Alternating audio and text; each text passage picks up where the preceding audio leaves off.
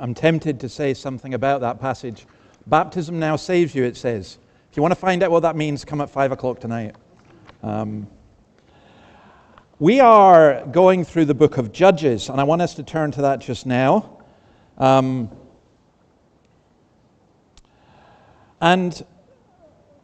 we're in Judges chapter 2 at verse 6. And when I started looking at this, I was aware we were going to have the commissioning, and I thought, no, you can't say that.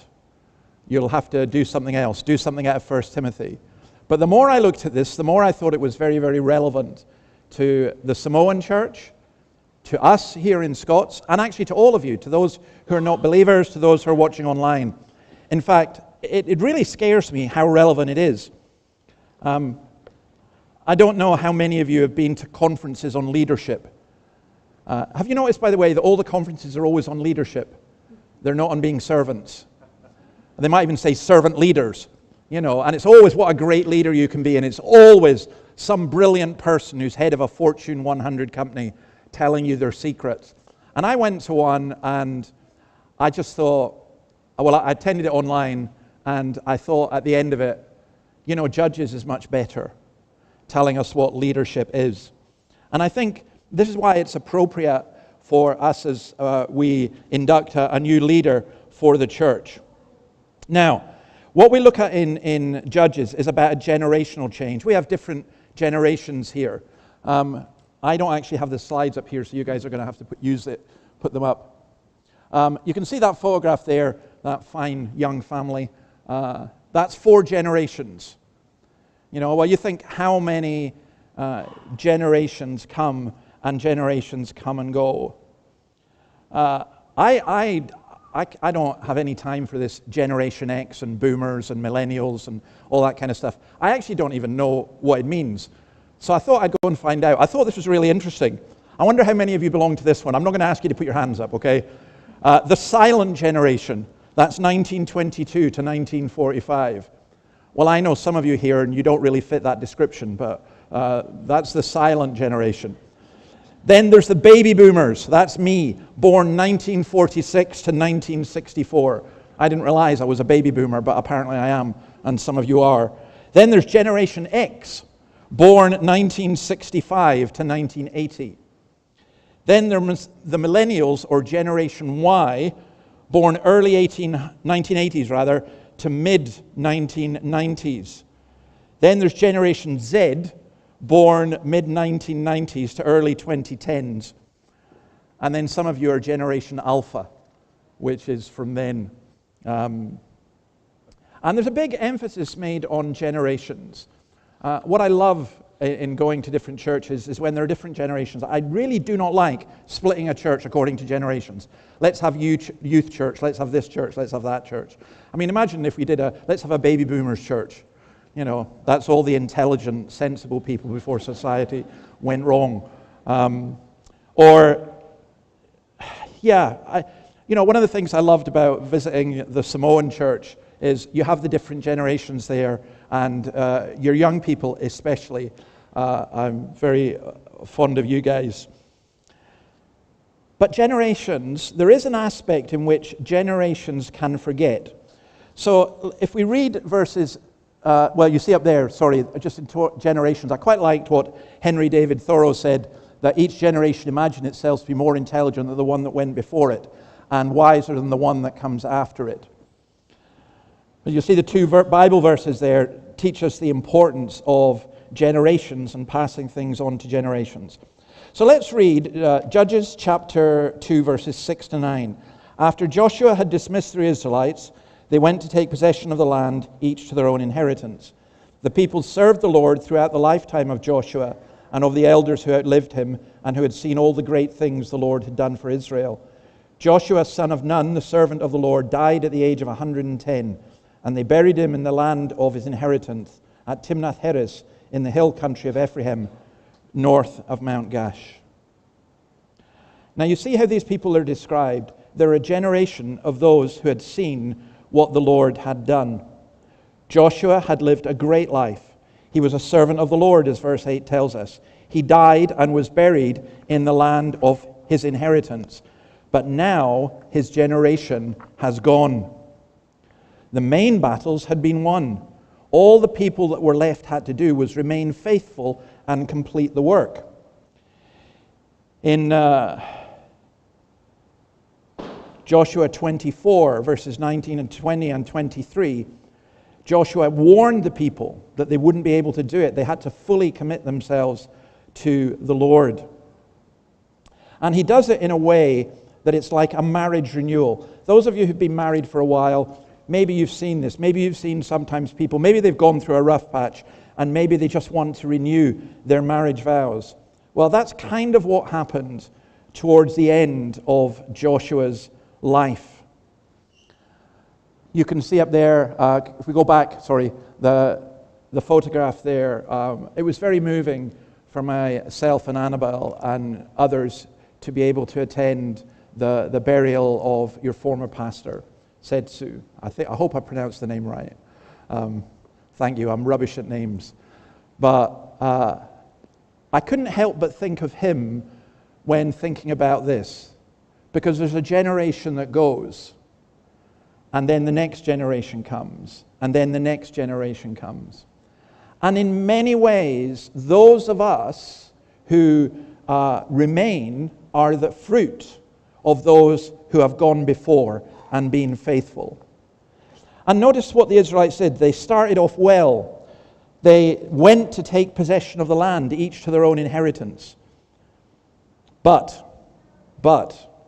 Joshua had warned them that they were going to struggle with the foreign gods amongst them and they would not be able to serve the Lord. And that often happens, and it happens in Christian churches and it happens in Christian organizations. Do you know that virtually all the major charities in Australia started off as Christian charities? But many of them have turned away from that, and in my view have ended up in a lot of trouble because of that. Or if you've been watching the news, you'll have seen that the BBC got in a bit of trouble. Do you know that the BBC started off as a state Christian organization?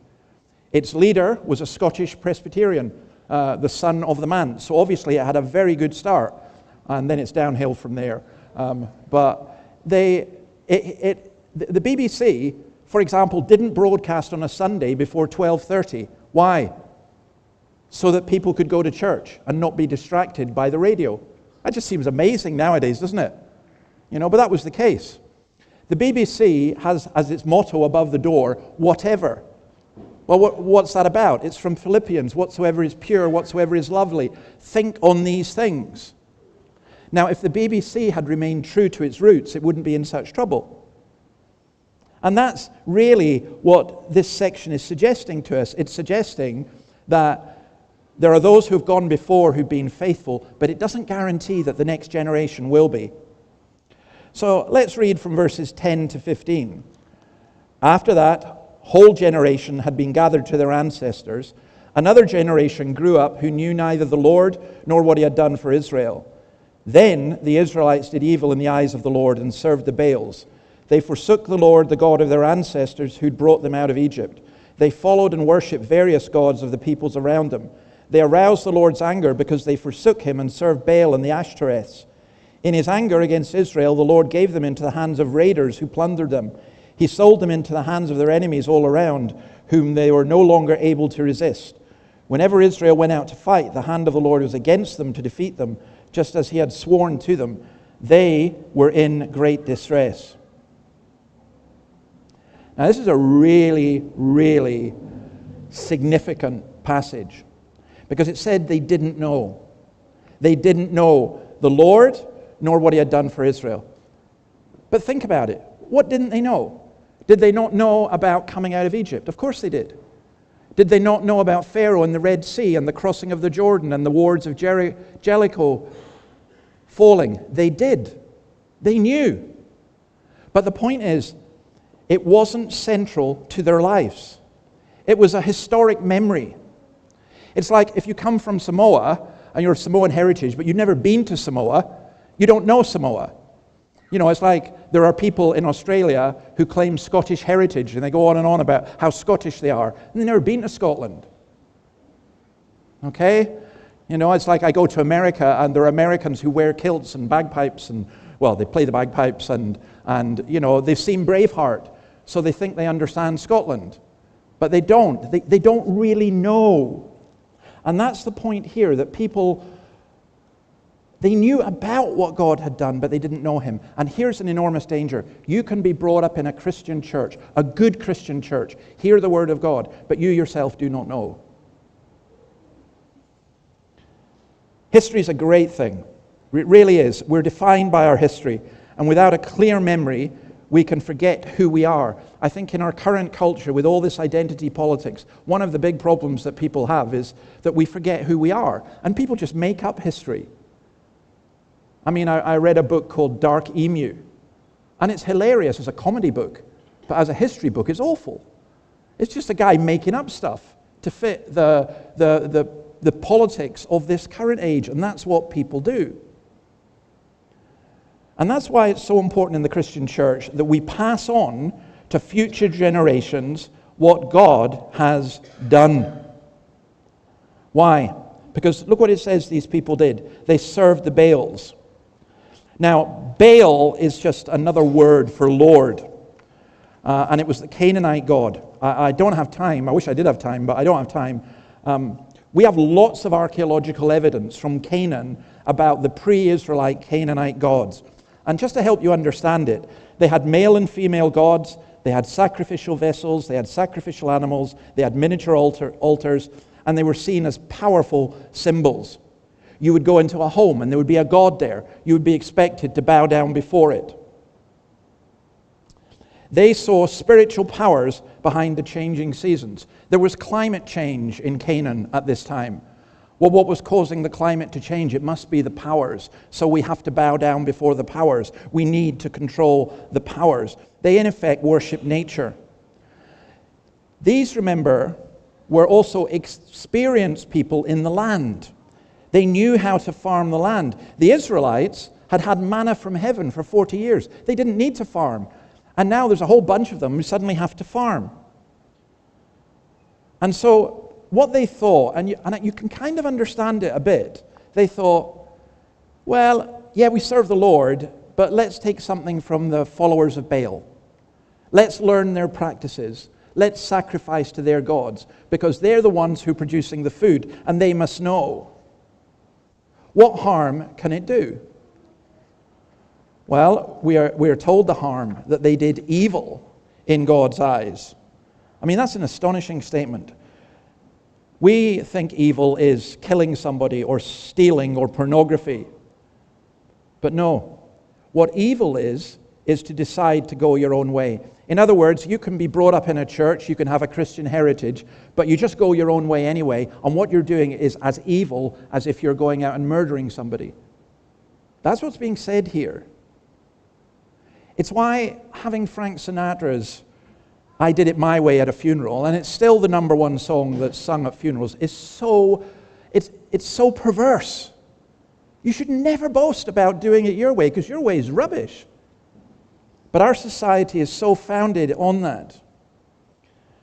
And we can so easily excuse evil.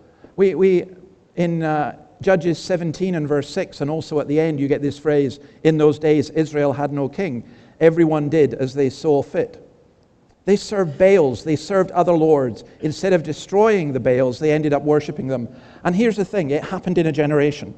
Now, this is a very sensitive subject. Who is responsible? Is it the parents? You're a Christian, you love the Lord, and your children grow up, and they don't follow the Lord. Do you blame yourself?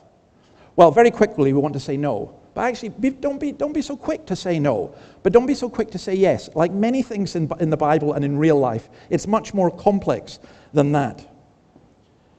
Is it the children to blame, or the parents, or society, or whatever? It's all of those. We're going to look at this a bit again this evening at 5 o'clock. But ultimately, it is the responsibility of the people who make the decision to turn away from the Lord.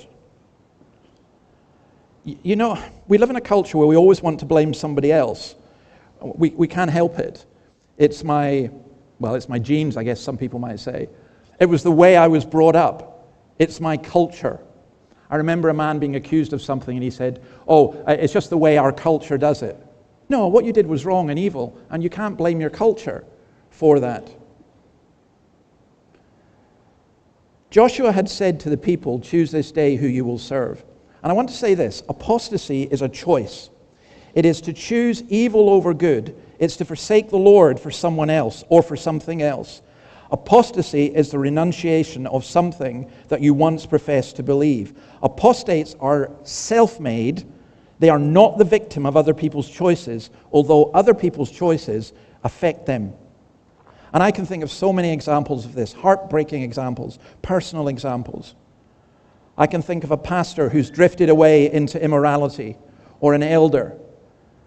I can think of a young student so enthusiastic in youth group and university, held up by his church as the example of the future, who's now completely denying everything they once professed. And there's a warning in there for us. There's an old saying that the first generation knows the Word and the power of the Spirit. The second knows the Word without the power of the Spirit. The third knows neither. Or as Tim Keller puts it, commitment is replaced by complacency and then by compromise. So the Israelites had this covenant. Let's put the covenant up there.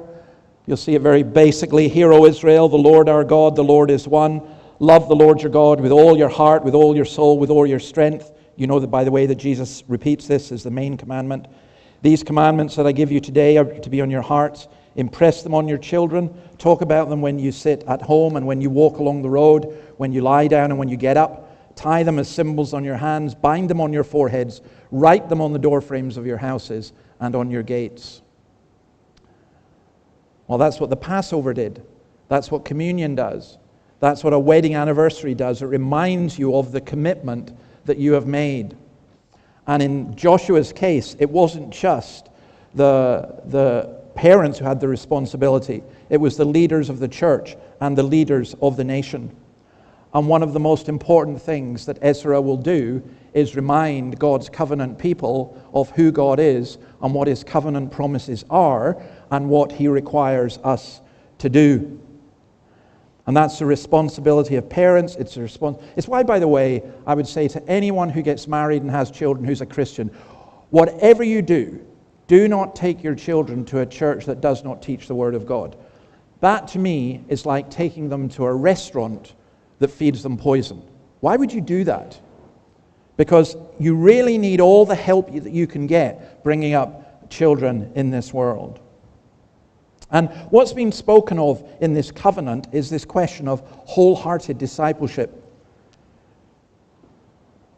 I speak a lot with young people, and it's very interesting that young people observe very carefully how older people behave. Can I say to the older people in the church here and to the older people in the Samoan church, thankfully in Scots we're beginning to get some younger people. How the older people live is very crucial. How the example that they set. Because young people are pretty smart and they can soon work out if you're the kind of person who talks the talk but doesn't walk the walk. And notice here as well, this is practical Christianity. It's not just a series of lectures. It's not just send the kids to Sunday school. It's that they see Christianity in practice, in the home, at work, and elsewhere. Again, Keller says this, we must be consistent in behavior, wise about reality, and warmly personal in our faith. Because here's a lesson for parents. You can't rely on institutions. Don't rely even on the church to bring up your children. They forgot, and look what happened.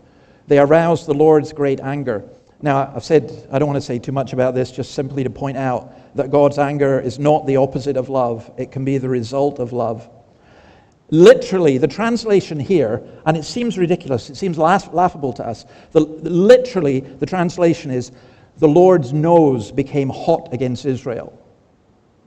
I mean, have you ever seen like a really big horse, a stallion, like that, and it's inflamed, the nose is inflamed? Well, that's the analogy in the picture that's being used here.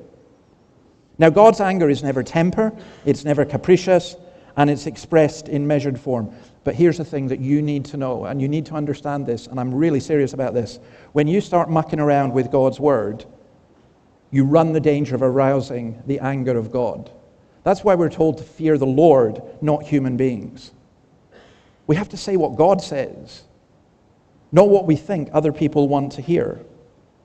And then this leads to oppression. The Lord's hand was against them. They were raided and everything. The enemies who took them over were the very people Israel had chosen to serve. And can I say that in a national sense, I'm extremely concerned for my native country of Scotland and for my new country of Australia, that we don't know our history, and as a result, we are about to end up with a real disaster. And by the way, I'm not just saying this because the Samoans here. I think Australia has an enormous advantage. I think the Chinese, the Indonesians, and the Pacific Islanders could be the hope for Australia in the future. I really mean that, because so many come from a Christian heritage, as long as you don't lose that heritage. Christopher Hitchens says this: "The barbarians never take a city till someone holds the gates open to them, and it's your own multicultural authorities who will do it for you." Hitchens was an atheist who argued against the church. But you know what he said to the church? He said, what you're doing is compromising on your faith, and as a result, you're going to destroy the society. Sometimes God uses prophets from very strange backgrounds. They were in great distress, but it wasn't the end. Let's go on to verse 16 to 19. "Then the Lord raised up judges who saved them out of the hands of these raiders. Yet they would not listen to their judges, but prostituted themselves to other gods and worshipped them. They quickly turned from the way of their ancestors who'd been obedient to the Lord's command. Whenever the Lord raised up a judge for them, he was with the judge and saved them out of the hands of their enemies as long as the judge lived. For the Lord relented because of their groaning under those who oppressed and afflicted them. But when the judge died, the people returned to ways even more corrupt than those of their ancestors, following other gods and serving and worshipping them. They refused to give up their evil practices and evil ways." Well, God raised up judges. As we go through the book of Judges, we're going to see what that means. He raised up leaders. In the photo there, of course, all of you being well geared in Reformed theology. If I asked Jacques and he wasn't able to answer this, he shouldn't get a call, but I'm not going to ask him. That's 4 great men who God raised up when the church was really corrupt. William Farel, John Calvin, Theodore Beza in Switzerland, and John Knox from Scotland. And the story of what these men did and others is really quite remarkable. God raised up leaders. So God's act of compassion to his people who are in distress is to raise up leaders. We need leaders in the church. We need leaders in the church in Australia. We need leaders who are godly leaders. And the purpose of these leaders is to teach his word and lead his people. But notice the downward spiral. They did not listen. They turned aside. They turned back. They went after other gods. They bowed down to them. And look at verse 19. They went to even more corrupt. It's not just that they repeated the mistakes of the past. It was a downward spiral. And I believe absolutely that our nation is in a downward spiral. I also believe, maybe this is maybe a little bit more provocative, but I also believe that much of the church is in a downward spiral. And for God to have mercy on us, he needs to raise up leaders that will do that. Because otherwise, look at what it says. They prostituted themselves. Prostitution's not sex work. It's the desperation of someone who serves an idol and comes into an intense relationship with it. All sin is adultery. All sin is prostitution. We go out onto Bowman Street and you see someone selling their body. That's no worse than someone being in here and worshipping God, but not worshipping him. It's the prophecy of Hosea, the married prostitute. You're married to God, but you're described as a prostitute. And notice it's God's, verse 17. They didn't just say, we'll stop worshipping God and choose another one. What they did is something very subtle. They combined the worship of God with other idols. They had a mix and match religion. Now, I'm not sure how this illustration will work, but Woolworths. Woolworths back in the United Kingdom was a place of pure magic to children because they had a sweetie bar. And you went there. It wasn't a place you go and buy groceries. You went to buy toys, but they had this sweetie bar, and it was the pick and mix. So you got a bag, and as a child, you could go and pick whatever you wanted. The ones that you liked, the ones you didn't like the licorice, forget that. You know, you could pick whatever you wanted. You put it in your bag, you put it on the weighing machine, and they just charged you for what it weighed, not for what you'd got. Pick and mix was such a great thing for sweets. It's rubbish for religion, and it's rubbish for Christianity, and yet so many of us do that. The failure to take all of Canaan was because the Israelites were pluralists. They had other gods. The great danger is not that we leave the church. The great danger is that we invite other gods into our hearts. And the choice that is given the Lord's people is, are you going to listen to God's word, or are you going to serve idols? There's many a congregation in Presbyterian churches which has kind of said this to the pastor: we'll pay you, you teach us, but here's the subcontract we're doing with you. Don't be too long, don't upset us, don't touch our idols, don't make too many demands from us, make us feel comfortable and slightly better than the other people who are not here, you know, and then we'll be fine. No. The purpose of the pastor is not to make the people feel comfortable. The purpose is to challenge with God's word. So I ask you simply, what are your functional idols? None of you are going to go home this afternoon and bow down to the fertility god. You don't have the elephant god in your living room. But you may struggle with the idea of doing what God says. And notice just in verse 18, his compassion again. The Lord relented because of their groaning. He didn't relent because they turned back to him. He saw what a mess they were in, and he came and he revealed. And that is my only hope for this current culture, is that God sees the mess that we're in and he says, I'm going to have mercy on them, even though they don't want it. And then there's a warning, verses 20 to 23. Therefore the Lord was very angry with Israel and said, because this nation has violated the covenant I ordained for their ancestors and has not listened to me, I will no longer drive out before them any of the nations Joshua left when he died. I will use them to test Israel and see whether they will keep the way of the Lord and walk in it as their ancestors did. The Lord had allowed these nations to remain. He did not drive them out at once by giving them into the hands of Joshua. Here's the thing about a test. Those of you who are at school and you've had your whatever the big tests are called here, I would say hires, but I don't know, but the ones you've got to pass, you know, to go on to the next bit. You can pass a test and you can fail a test. And the Israelites here failed the test. And why? Because violating the covenant wasn't just legal, it was relational. It's like marriage. It's a covenant of the most personal kind has been broken. A young couple come here and they stand in front of me and they vow to one another that they are going to love each other, forsaking all others. And then 10 years down the road, there is a horrible betrayal. And it hurts, not just because it's a bit of paper that's being wiped out. And it hurts not just because it's a legal relationship. It hurts because it's a personal relationship of the most intense kind. Now, it can be healed. It can be restored. But not if you don't recognize the level of hurt that is involved in that. When a stranger yells at you, it's not... Friday here, just cycling to work, a guy yelled at me, called me a lot of names, ran out and had a go at me. Was I upset? Well, a bit shaken.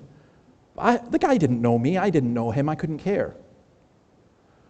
But if one of you, who I know and love, if one of my own family did that, that would shake me to my absolute core. And that's what God is saying here. He's saying, this is what you have done. I brought you. I brought you out of Egypt. I made a covenant with you, and you've turned away from me. And in New Testament terms, I died for you. I brought you into my family. I adopted you. I gave my son for you. And you turned away from me. Now people say God doesn't get hurt. I can't go there. All the language of Scripture tells me that God does and is deeply wounded. The wounds in Christ's hands are not as deep as the wounds in his heart when we turn away from him. And that's why in verses 21 to 23, there are many judges, but only one judge. At the end of the day, only one person's opinion really matters. And God's, can I put this in a way that's, it's a little bit provocative, but I don't mean it to be irreverent. God has a problem, and it's a huge problem. It's the biggest problem you could ever have. How can God keep his people and forgive his people when they have broken his covenant? How can he be just and gracious in dealing with us? Well, here he says, I'll not drive out your enemies, I'll leave them to test you, and they did fail the test. But I think the ultimate answer into all of that is the cross. This is how God is just, and this is how God forgives. But we must not presume upon that. So just let me summarize it in going into chapter 3, verses 1 to 6. These are the nations the Lord left to test all those Israelites who'd not experienced any of the wars in Canaan. He did this only to teach warfare to the descendants of the Israelites who'd not had previous battle experience. By the way, you need to stop there. Why does God allow bad things to happen in church? Why does God allow bad people to be there? To test those of us who are his people. So we respond. We learn what spiritual warfare is. We learn it's not easy. We learn it's difficult. We learn we have to rely on him. The 5 rulers of the Philistines, all the Canaanites, the Sidonians, and the Hivites living in the Lebanon mountains from Mount Baal Hermon to Leboth Hamath. They were left to test the Israelites to see whether they would obey the Lord's commands, which he had given their ancestors through Moses. And then these chilling words. The Israelites lived among the Canaanites, Hittites, Amorites, Perizzites, Hivites, and Jebusites.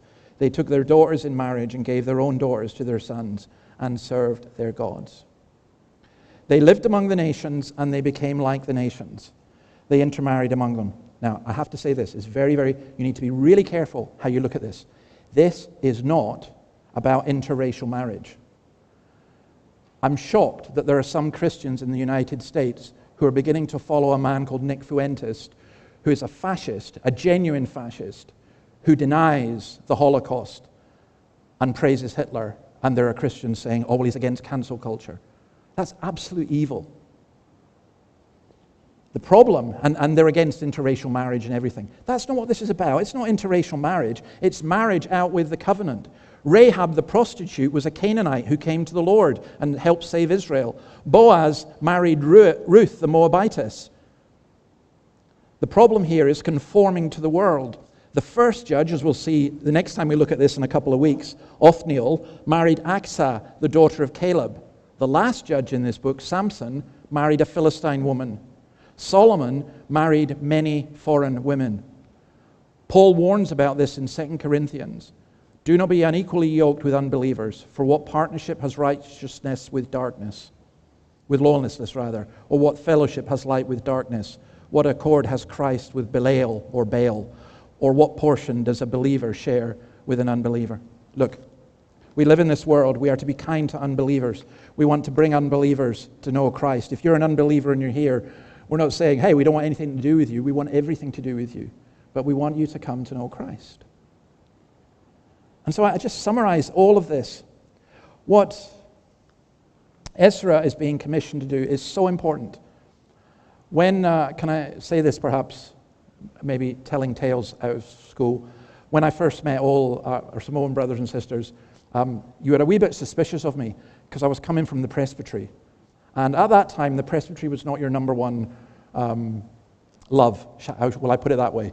And, we talked, and you were upset, rightly so, because you weren't able to get a pastor and you wanted Ezra. And what we did was we prayed and we saw, and God has answered our prayer, and today is the accumulation of that answer. I'm so thankful that the Lord has brought Ezra and Joanna here. Because you do need leadership. We all need leadership. That's how God has designed us. That's how the church is designed. Not that a pastor is an absolute leader. Any pastor who behaves like an absolute leader is one who becomes an abuser and leads people away from Christ. But a pastor is someone who comes as Christ's under-shepherd to help shepherd his flock. Here's the thing. This is a beautiful thing. Can I say this to my Samoan brothers and sisters? God has not forgotten you. Ezra is an example of that. He's not forgotten you, and he won't forget you. But don't you forget him. Never forget him. Don't presume upon him. I say this to those in Scottskirk here. God has not forgotten us. He hasn't forgotten us. But we must not forget him, and we must never become complacent. You know, the greatest danger to a church is not when it's declining. Very often the greatest danger is when it starts growing, and we start thinking, hey, we've made it, we're doing well. You know, if you're in a church of 20 people and you grow to 40, you think this is brilliant. When you grow to 80, you think, wow. You grow to 100, you think, wow, and we're the greatest in the world. But we're not. We're full of sin. We've got lots of problems and lots of difficulties. We must never, ever forget God. But I want to say this, as well as a downward spiral, there's an upward spiral. You can live amongst godless neighbors. You can be in the world but not of it. But you can belong to a community of God's people which is going onwards and upwards and growing and developing despite all our sin. And that's what I hope and pray for. I was only being a little bit facetious when I said to Lance, when your church is filled with Samoans, send some here. Actually, I hope that you're filled with more than Samoans. We'll let some American Samoans come in and see what it's like to be free. And then you can have, other people from all over. That's great. But that's what we want. We want a community that's growing because it relies on the God of the covenant.